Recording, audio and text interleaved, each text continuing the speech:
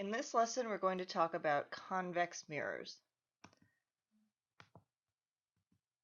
So, convex mirrors are different than concave mirrors. Concave mirrors curve in, convex mirrors curve outward. So it's the opposite.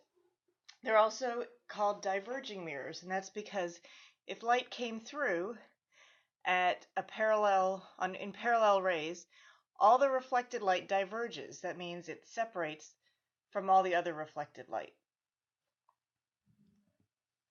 So just like a concave mirror, a convex mirror has an optical axis or principal axis going through the center. It also has a focal point. Now in a convex mirror, the light does not converge on the outside, but if you extend the reflected rays, so you have these rays that diverge out, and if you extended them backwards through the mirror, they appear to come from one point, and that is the focal point.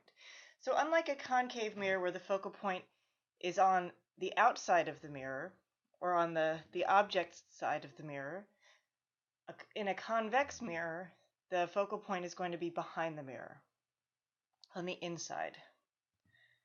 The focal length, just like the concave mirror, is the distance from the mirror to the focal point. So in a convex mirror, all the rays intersect on the opposite side.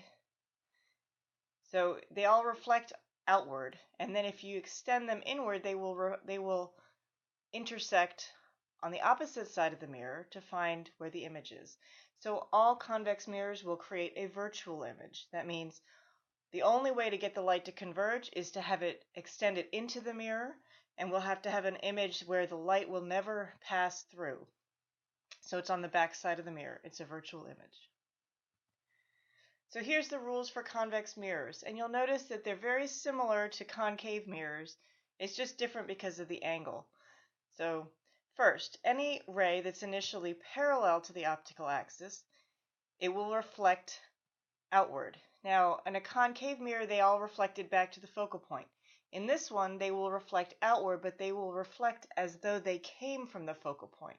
So if you started, let's say we have this light ray coming in, and we started from the focal point, we went to here, this will be the direction. If you continue this light, this will be the direction of the reflection. So this one comes in, and it will extend as though it came from the focal point. Any light that comes in reflects as though its source was the focal point.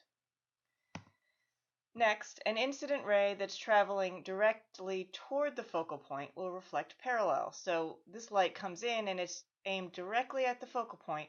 It reflects parallel. This light is aimed at the focal point. It reflects parallel. Any ray that's directed at the center of the mirror will reflect at an equal angle on the opposite side. So if we come in at the center, we reflect back at the same angle. Incident angle equals reflected angle. So let's do an example. Let's say we have a convex mirror and its focal point is behind it. First, we draw an optical axis. In this case, we need to extend it all the way through, even though our object is going to be on this side. We're going to represent our object with an upright arrow at a distance s0. We're going to draw our three special rays using our rules from the tip of the arrow. So first, we have a ray parallel to the axis that reflects as though it came through the focal point. So it's going to go parallel to the axis, and it will reflect as though it came from the focal point. So it should go like this. Next, we will have an incoming ray pointed at the focal point. So from here, and we're aimed at the focal point, and it will reflect parallel. Next, we will have an incoming ray that strikes the center and reflects at an equal angle on the opposite side. Now you'll notice all of our reflected rays do not converge into one point, so we will not have an image on this side, which means we will not have a real image. Instead, we will have to extend the reflected rays into the mirror to find where our image is. The reflected rays don't converge. What do I do? Well, we're going to extend the rays through the mirror until they converge, and then draw the image. So we extend this ray, we extend that ray, and we extend that ray. And they don't meet at the focal point. They meet at this point here. And this is where our image is going to be. And then we can measure the distance of the image. So for a convex mirror, the location of the object doesn't affect the characteristics of the images.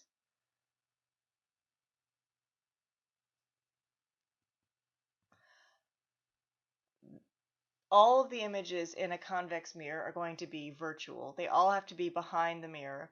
All of them are going to be upright, and all of them are going to be reduced in size. It doesn't matter where your object is, you will always have these properties. We also can use the same mirror equation that we used for concave mirrors. That same relationship between the distance of the object, the distance of the image, and the focal point. And our sign conventions for these mirrors, we're going to repeat from the last lesson, but I want to add one in. So first, our focal point is positive if the mirror is a concave mirror. So our focal length will be positive for concave mirrors. But now we have convex mirrors where our focal point is behind it. So our focal length is going to be negative if it's a convex mirror. Negative means behind the mirror. Our image distance is positive if it's a real image and located on the object side of the mirror. And that will be like for a concave mirror. And our image distance will be negative if the image is a virtual image and located behind the mirror, which happens always for a convex mirror and sometimes for a concave mirror. And our object distance is always going to be positive. So this is the new rule that we've added. The others were in the last lesson. All right, so let's do a problem. Let's say we have a 4 centimeter tall light bulb placed 35.5 centimeters from a convex mirror having a focal length of negative 12.2. And we see the negative. That means that we're going to have an image on the opposite side, and it must be negative if it's a convex mirror anyway. We're going to determine the image distance and the image size. So here's our givens. We're going to use our mirror equation to find the image distance, SI. Plug in the values that we know, and we get that the image is located at negative 9.08 centimeters. The negative is our clue that the image is behind the mirror. It's a virtual image. Now we can find the image size using our equation. And note that we want to use a positive 9.08. We're not going to include the negative because we're looking at the magnitude. Our image size is 1.02 centimeters, so it's going to be smaller than the original image. So this image is virtual because its location is negative. It's smaller than the original object. This supports what we say is true for images from convex lenses.